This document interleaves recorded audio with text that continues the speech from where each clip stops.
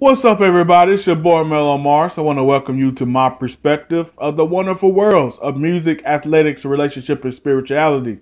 Today is Wednesday, and every Wednesday we release a relationship topic video. Today is going to be a tough one here, and I actually got to open up some wounds and scars in me, and I want to do this to help others. But I want to discuss the story about me being raped. You don't want to miss this. Next.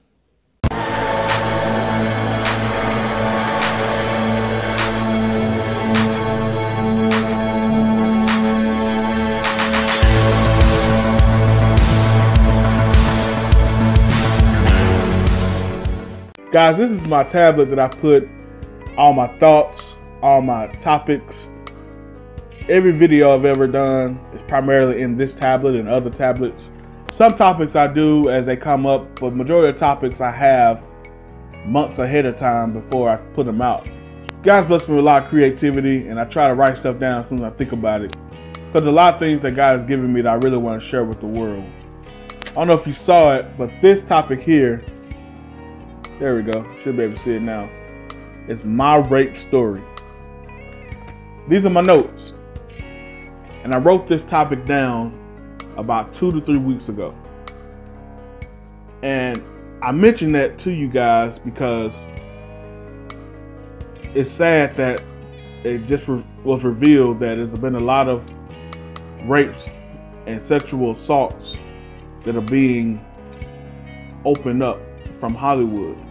I'm not going to get into individual cases. I don't know a lot of issues. I don't know a lot of details. So I'm not going to get into all of it. But what I do know is there's a lot of people that have stories that never share them. And it's ironic that these stories come out around the time that I'm ready to share mine. And I'm sharing this because I saw a post on Instagram a couple weeks back. It was a post of a young lady, a girl, maybe a toddler, would appear to be a man covering up her mouth, and she was crying. And the caption read, "Mothers, don't leave your daughter at home with your boyfriend." And that definitely struck home with me. But I commented on the post saying that goes for sons as well. And me and her began to have a dialogue. She definitely agreed with me. And it hurts in society because, yes, there are definitely young ladies getting raped out there, and it definitely is a sad thing, and it's terrible. Definitely terrible. And there's a lot of female rapes that are underreported. But there's male rapes that are underreported as well. Definitely a sad thing that we have, that these rapes are being underreported. The stats say that 1 in 5 women have been a victim of rape, and 1 in 11 men have been a victim of rape. Those stats by society stances is deemed as very untrue, being that majority of rapes go underreported, and the majority of sexual assaults go underreported, especially amongst men. What I want to do is present some facts and some stats, like the one I just gave, to point your attention to the young men in our society, the boys in our society, and some old men in our society. In 2013, there was a survey done on 40,000 homes about rape and sexual assault. 38% of rapes were against young men. And of that 38%, 46% of them reported that it was by a female perpetrator. A study was done of juvenile facilities of their sexual misconduct that was reported. 89% of the boys who reported state that their offense was committed by a female staff member. As you can see, males are being raped as well. It's not at a higher rate, but males are definitely being raped, being sexually assaulted, being taken advantage of. And I pointed this out because our society puts a blind eye to this topic. Our society does not want to talk about this. I would even submit to you that the government doesn't give a care or want to talk about this. Why do I say this? In 1927, the definition of a rape was the carnal knowledge of a female forcibly against her will. In 1927, that was the definition of rape. That definition did not get changed until 2012. 2012. So the actual definition now is the penetration of the vagina or anus with any body part, object, without the consent of the victim. Guys, that's 85 years that took for America to change the definition of rape. By definition, it showed that the government couldn't give a care about males being raped. Now, with all those stats, there's one conclusion I have. Parents, you're absolutely stupid if you allow your kids, whether they be your daughter or your son, to be alone with any adults. Period. You're absolutely stupid. You're stupid to leave your kid alone with anybody without constantly checking on them. Another conclusion I have from those stats that I talked about actually with the lady in the post, we have this thing going around calling guys F-boys. If I'm correct, the definition, of course the F stands for something, but the definition is guys who do things just to have sex with you. Have I ever been one of those guys? Yes. Am I currently that guy? No. And we also have guys around here that are just considered flat out whores. Have sex with anyone they get their hands on, or anyone who will allow them to.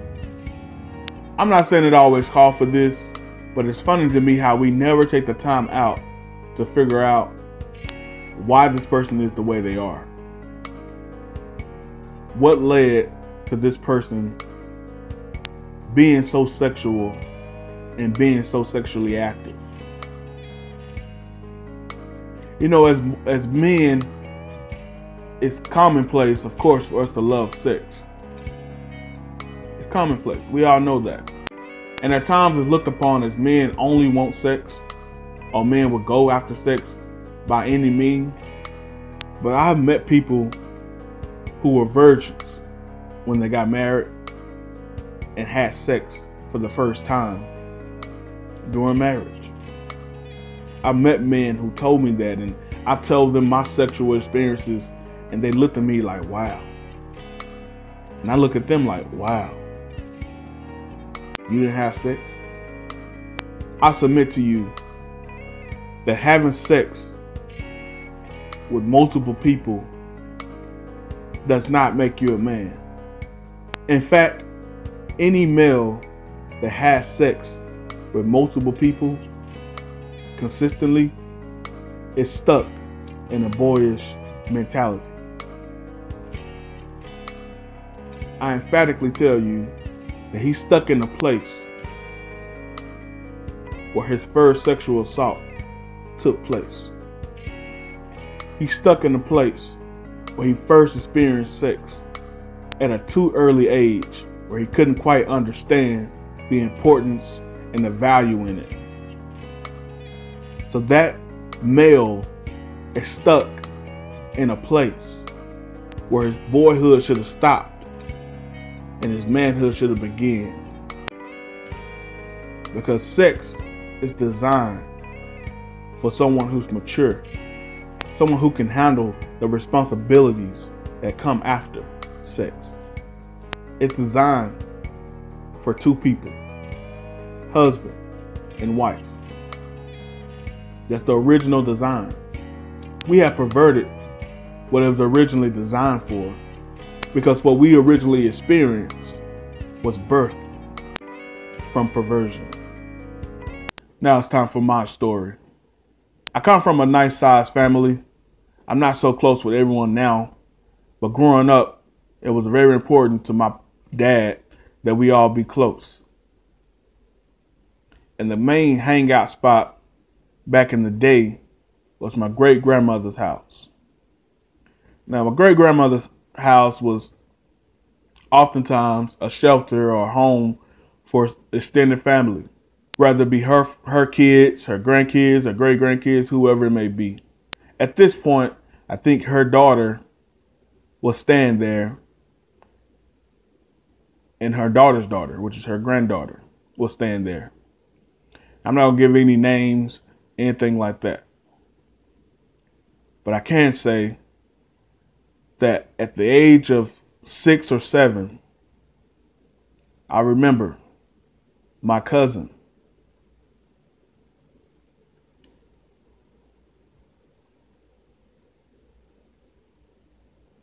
getting naked in front of me, making me touch on her. She was always about 7 to 8 years older than me. So I'm not saying she was an older woman by no means, but she was definitely a developed teenager that knew what she was doing. And I had no clue. But she exposed herself, continued to make me touch on her constantly, every time I came. Sex is so psychological that a kid cannot know what they're doing, but begin to enjoy it.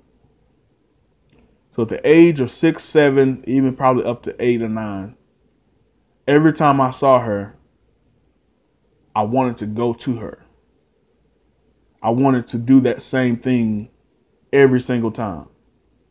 And it got to the point where she began to play with my penis.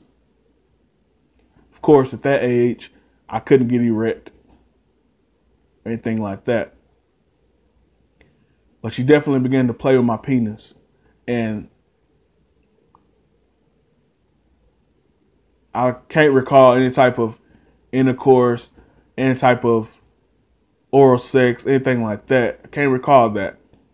But I definitely recall playing with her, she playing with my penis, seeing her fully nude, everything. And this is probably the worst part of it all to me.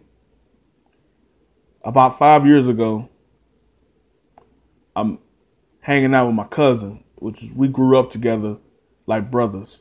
My favorite cousin, probably my best friend of all time.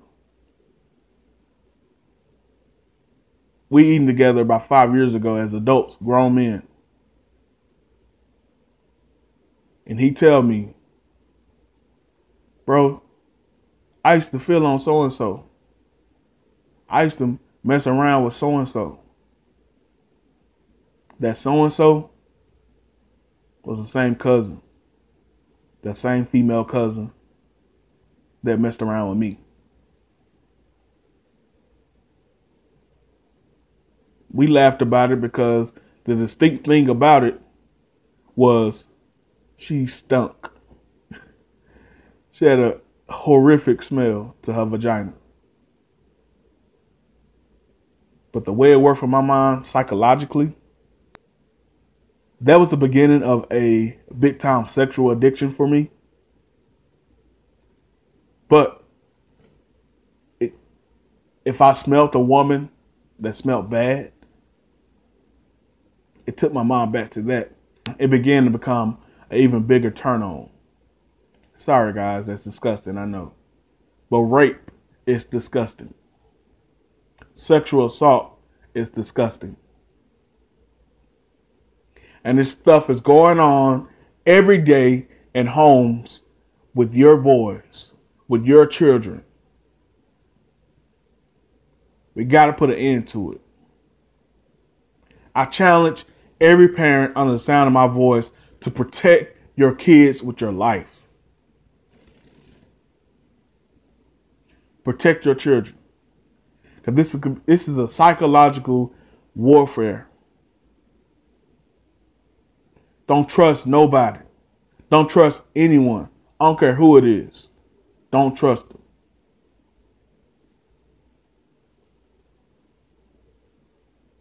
God has not blessed me with children at the moment, but that's my number one goal. Protect my children. It's too much going on outside the world to allow things to go on within your home or a family member's home, their friend's home, period.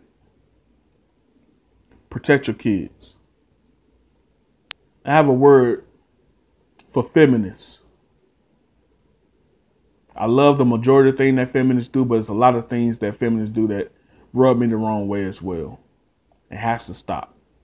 Let's stop talking about so much of one side, how one side is affected by certain issues. Men go through things as well. We want to call out how females are sexually assaulted and make these laws strictly for females, where men are definitely sexually assaulted. There's a man right now at his job that's been sexually assaulted by 3 or 4 women at the job, but he can't go to HR and get nobody fired. It's gonna make him feel like he a punk, because men supposed to enjoy sex. Men supposed to like it. If a man get erect, that means he invited it. No, you can be erect and still not like it, and still be raped, and still be molested. Just like a woman can get wet and still be raped. Am I right or wrong? Let's make sure this thing is fair, feminists. This is not my only story of being molested as a child. This is the one I'm choosing to release, because the other one,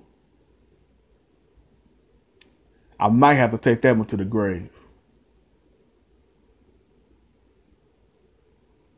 It's your boy mel.on.mars. If you think what I'm saying is real and you want to hear more content like this, subscribe to my channel. Like this video. Comment if you know of a story. If you think this is an issue that needs to rise up and we need to talk about more, comment. Let me hear what you think. Share this with somebody on your social media. Let the world hear this. Let's grow.